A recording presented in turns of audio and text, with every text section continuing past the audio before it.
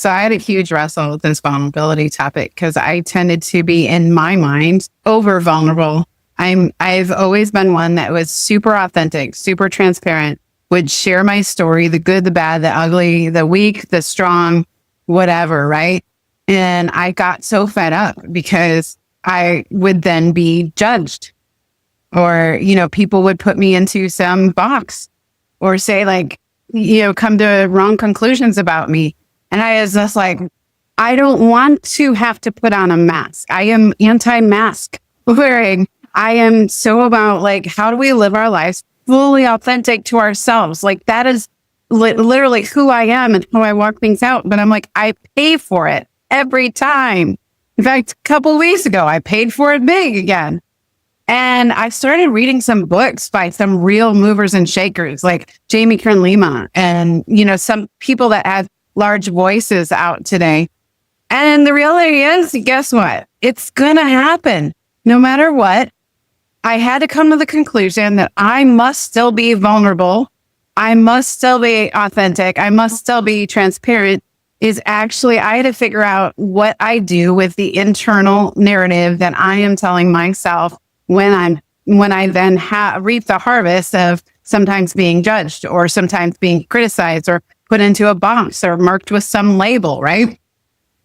And so I started just wrestling, like, what is the key to this thing? Like, what is it? And one day it popped out of my mouth and I'm like, you gotta know, you gotta come to each situation dressed appropriately. And so I want to talk about having an outfit on, wearing a swimsuit, or being fully naked.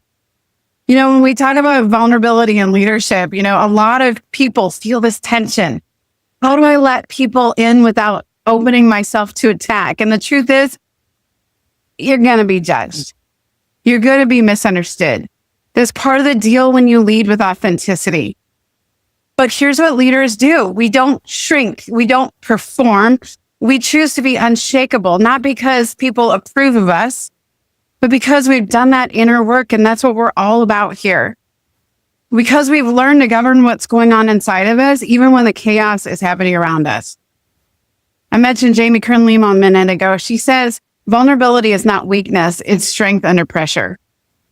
And it's not about bleeding in front of people. It's showing up without the mask, knowing exactly who you are and being rooted there.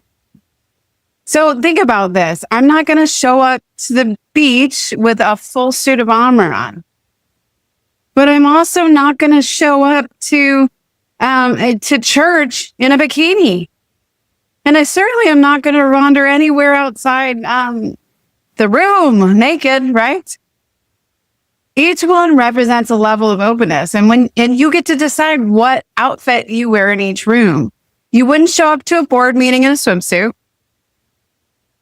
Vulnerability is the same way. You don't have to actually hide. And a lot of us go, well, I'm going to be judged. I'm going to be hurt. I'm going to be, and the fact is you probably will be.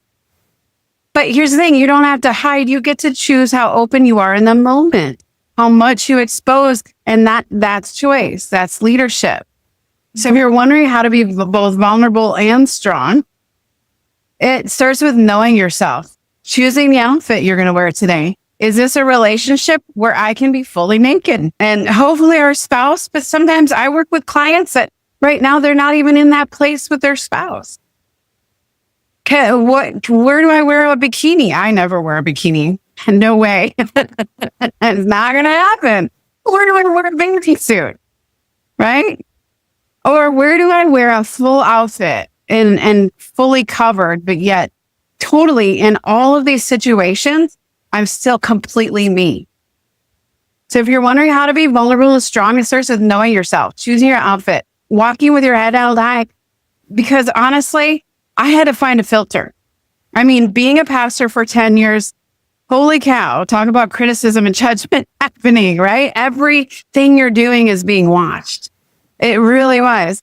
And the same thing with being a public person right now. I had to realize and put a filter on that when somebody does not see me the right way, I know they're not for me.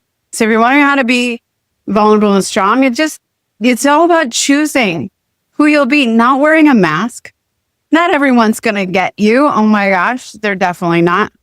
But the right people will feel it. And that's how you build trust.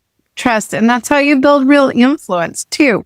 Here's the thing. The more unshakable you become, the more vulnerable you're able to be. The more you're able to truly show up as yourself. And the less you'll question yourself. Honestly, I would have somebody say, oh, you are, and it'd be some form of judgment, right? And I'd be like, am I? I better look into this. And then I started to define myself around what other people would say to me about me. And it was great because it made me get more into my identity. I had something happen in 2019 that it was the best thing that could have happened because it drove me into my identity to make me, I am truly in an unshakable place in so many ways. And it's so cool because I think it was like a couple of weeks ago, about a month ago, that exact same battle came up that I faced in 2019. In a different way with different people in a different context. And I was able to show up differently and I knew who I was. And so those moments, right, where people say, oh, you're, and you go, oh my gosh, am I? And it makes you dig in. And those are great, but we have to live beyond them. And I mean, we have to get to a place where now I can actually look back at what was said to me all those years ago and be like, no, that's not me. And I can be absolutely sure of that, right? So here's the paradox. The more unshakable you become, the more vulnerable you're able to be. I know that sounds backwards at first, but think about it. Vulnerability without inner strength feels like exposure. It feels unsafe, like you're putting yourself out there and hoping someone doesn't crush you. I know that was me. I mean, that was me not even that long ago. It's like, okay, I can't, because it's my core values, I can't not be vulnerable and authentic and transparent. I just can't. I've never been that way. Gotten me in trouble a million times and I'm still doing it, right? And I'm like, oh, here I go again. And it feels unsafe. I'm putting myself out there. I just hope somebody doesn't kick my butt, right? But the reality is I've learned now that people don't have access to me to kick my butt like that anymore. I know who's for me. I know who I'm supposed to allow into my heart. I know that most of the time when people are in judgment like that, they're actually just living off their own map, the way that things were modeled for them, the beliefs that they created around them. And so I can distance myself from that and not take it so personally. When you've done the work to become unshakable, when your identity is anchored, when you know who you are and what you're rooted in, vulnerability becomes a choice and not a risk. It's crazy. I know even a couple of weeks ago, I think I would, listen, being unshakable doesn't mean you get hardened. You don't get numbed. You're not wearing masks. You're not pretending. You're not trying to, show up and be who people expect you to be. It means you stand firm even when criticism, misunderstanding, rejection, or blows don't go your way. It means you don't crumble because someone else doesn't approve.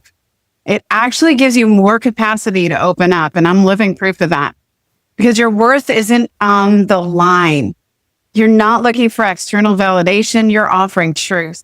You're leading from a place of strength and softness, and that's what makes your vulnerability so impactful. So yeah, when you're unshakable, you're free to be vulnerable, not less. Not less. Because you're not living from fear, you're living from alignment. That's congruency. That's been big on my art lately, is how do we get congruent? That's what resilience looks like. That's what leadership sounds like.